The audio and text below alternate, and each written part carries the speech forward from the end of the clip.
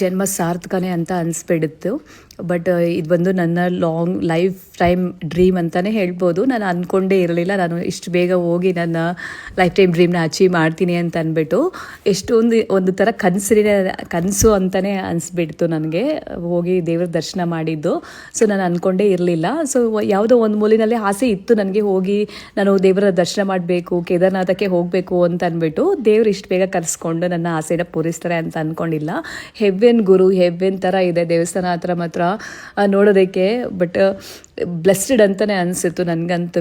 ಸಿಕ್ಕಾಪಟ್ಟೆ ಖುಷಿ ಆಯಿತು ನನಗೆ. ಆ ಮೋಡಗಳ ಮಧ್ಯೆ ಆ ದೇವಸ್ಥಾನ, ಆ ಜನ, ನಾವು ಅಷ್ಟು ಕಷ್ಟಪಟ್ಟು ಮೇಲೆ ಹೋಗಿದ್ದಕ್ಕೂ ಜನ್ಮ ಸಾರ್ಥಕ ಅಂತ ಅನಿಸ್ಬಿಡುತ್ತೆ ಒಂದು ಕ್ಷಣ.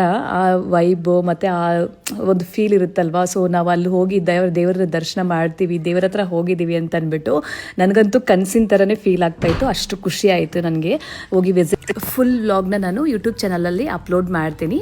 ನೀವು ಸಹ ನೋಡಿ ಎಂಜಾಯ್ ಮಾಡಿ. Thank you.